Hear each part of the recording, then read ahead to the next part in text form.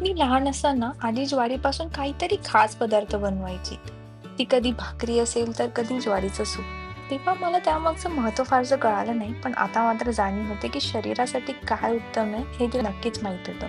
आज मी तेच ज्वारीचं सूप बनवत आहे, पण थोडा माझा ट्विस्ट देऊन. यासाठी मी ते चिरलेली पत्ताकोबी, शिमला मिरची, अद्रक लसूण, चिरलेलं गाजर, कोथिंबीरची देठ, छोटीशी मिरची आणि मिरेपूड घेतली.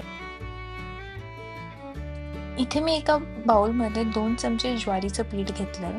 त्यामध्ये मी हळू-हळू पाणी ॲड करेल आणि त्याची एक प्रॉपर स्लरी तयार करून घ्यायची आहे. आपण इथे कॉर्नफ्लॉवर वगैरे काहीच वापरणार नाही आहोत. आपण ज्वारीचाच पीठ वापरणार आहोत, जेणेकरून आपल्या सूपला एक जाडसरपणा येईल. शक्यतो ट्राय करा की याच्यामध्ये काही लम्प्स राहणार नाही. ते व्यवस्थित मिक्स करा आणि त्याची कन्सिस्टन्सी काहीशी अशी दिसायला हवी.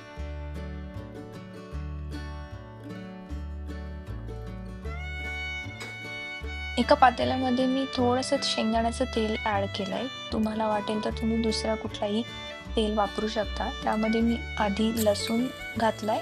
त्याला थोडा वेळ परतून घेणार आहे. शक्यतो त्याला जास्त करपू देऊ नका. थोडासा लालसर झाला की त्यानंतर त्यामध्ये अद्रक टाका.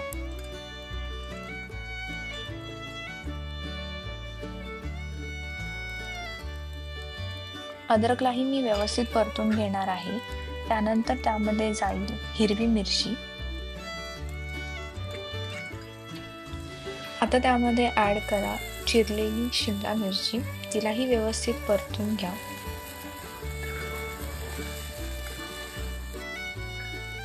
नंतर चिरलेलं गाजर मी त्यामध्ये घालणार आहे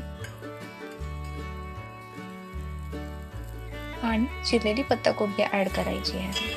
तर हे सगळं आपण जेव्हा शिजवतोय ना, तेव्हा फ्लेम शक्यतो हायच ठेवा, जेणेकरून भाज्या क्रंची राहतील. जर तुम्ही मीडियम फ्लेमवर त्यांना शिजवलं, तर त्या सॉगी आणि मऊ होतील, जे सूपमध्ये आपल्याला नकोय. भाज्या व्यवस्थित परतल्या गेल्यानंतर इथे मी चिमूटभर हळद घालते, जेणेकरून आपल्या सूपला रंग छान येईल. आता यामध्ये हळूहळू पाणी आपण ॲड करणार आहोत. मी इथे 3 वाटी पाणी ॲड केले. जशी कन्सिस्टन्सी सूपला हवी असते, तशी एक्झॅक्ट कन्सिस्टन्सीसाठी आपण पाणी जरा जास्तच घालणार आहोत. नंतर हे उकळल्यावर घट्ट होईलच. याला एक उकळी आली की त्यामध्ये आपण ज्वारीची जी स्लरी तयार केलेली होती ती ॲड करणार आहोत आणि मीडियम फ्लेमवर हिला 5 मिनिटं तरी उकळ येऊ द्या. त्यामध्ये मी चवीनुसार मीठ घातलंय. वरून मिरेपूड ॲड केली आहे आणि आता हिला आपल्याला 5 मिनिटं तरी ॲटलिस्ट प्रॉपर उकळ येऊ द्यायची आहे. हिला अशी उकळ आली की त्याची फक्त एक वेळ कन्सिस्टन्सी चेक करा, जशी तुम्हाला हवी असेल. आता गॅस बंद करायचा आहे आणि वरून कोथिंबीरीने त्याला गार्निशिंग करायची आहे.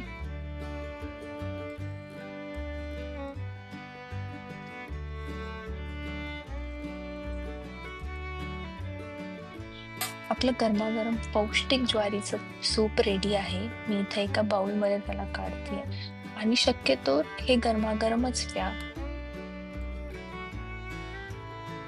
आजी कदाचित हीच कृती वापरून हे सूप नसेलच बनवत, पण या वाटीतील सूप हीच जुनी भावना नक्कीच जागृत करते.